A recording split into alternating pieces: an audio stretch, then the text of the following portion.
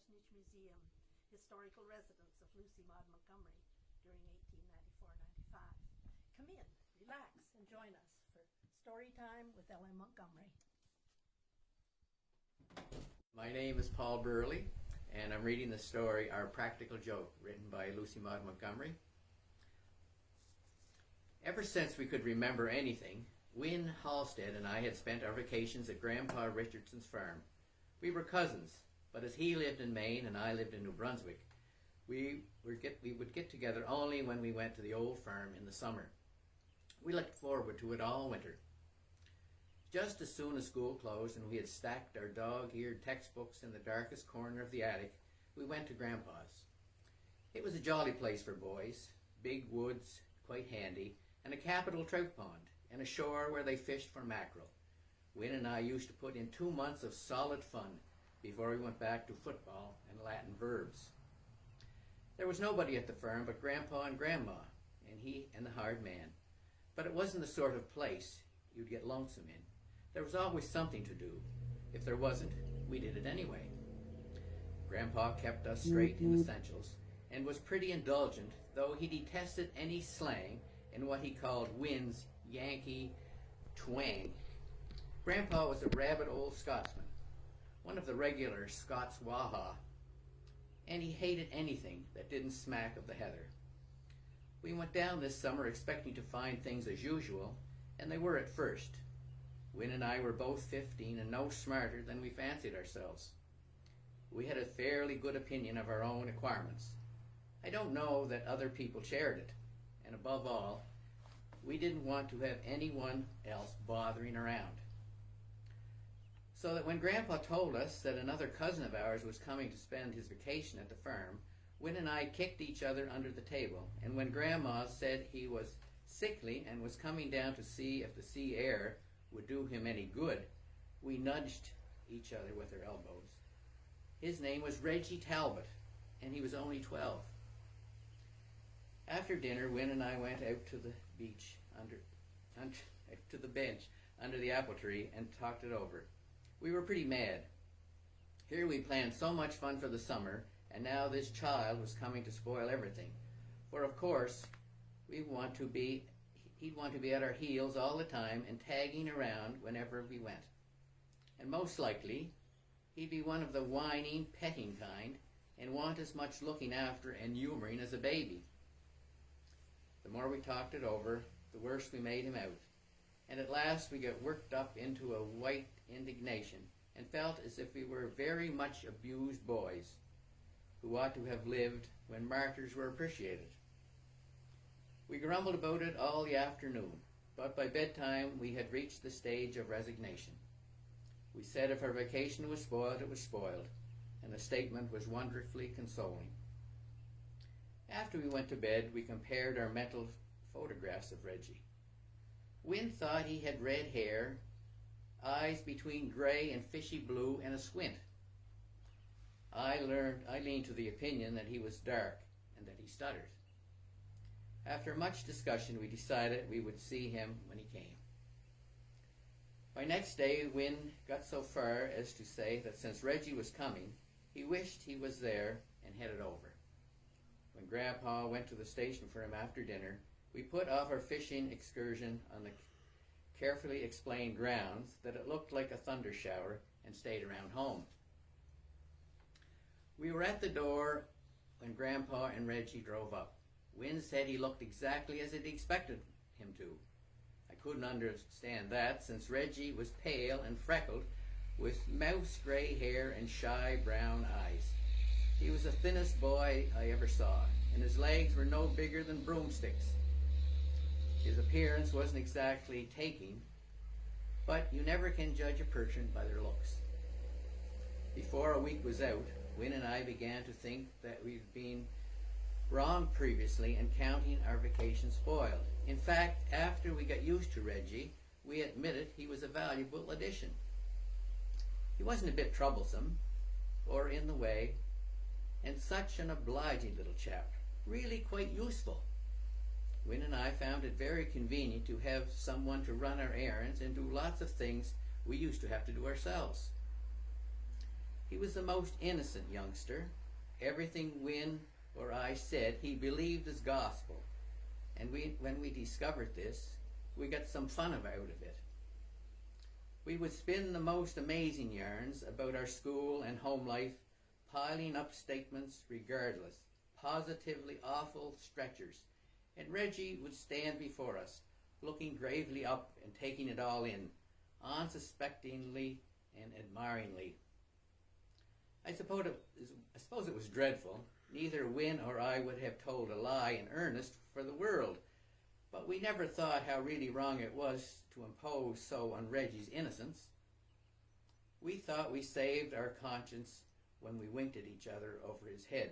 Not that we were bad to Reggie, but we were real kind to him, but we did tease him a good deal. There was another thing for which we poked fun at him. He was dreadfully afraid of the dark, and he believed in ghosts, pure and simple. You couldn't coax Reggie to go anywhere alone after dark. No, not for anything. And Grandpa always had to leave the lamp burning in his room till he went to bed. And mind you, he was no coward either. By daylight, he was the spunkiest boy I ever saw. There was as much spirit in this thin little body as Win and I put together, and he would go right through with things that even we would stop to think over. Win and I said it was a pity such a spunky boy should be spoiled by one fault, and we fixed up a plan to cure him, as we thought. It was agreed that I should decoy Reggie to the shore after tea and keep him there till dark. Then, coming home, we were to pass the sheep house. It was in a dismal spruce grove back of the barn, and Win was to appear in the door dressed as a ghost. Then I was to yell and run, as if I were frightened to death. We expected Reggie would beat his record for speed, and then we'd have a laugh at him and shame him out of this nonsense about ghosts. We devised a costume for Win, and everything worked beautifully. After tea, I proposed to Reggie that we would go to the shore for a swim, and he agreed, as unsuspicious as a lamb. We had a pretty good time at the shore, watching the fishing boats through a spyglass and diving off the rocks. Reggie did some perfectly reckless things in his line. I just have to own up, I wouldn't dare attempt them. He was all right till sunset, and then he got anxious to go home. I put him off by saying I wanted to wait till the mackerel boat came in, and kept him there on one pretext or another till I thought it was dark enough. Then we started.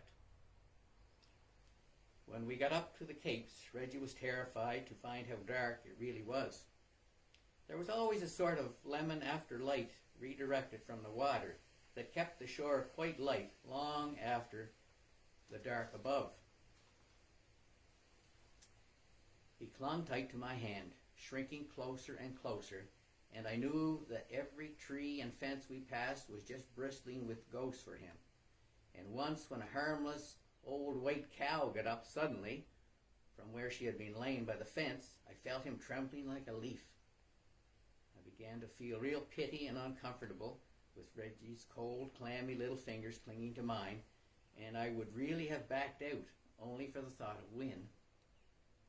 Win said afterward that while he was waiting, he felt really remorseful too, but stuck to it on my account, so there it was.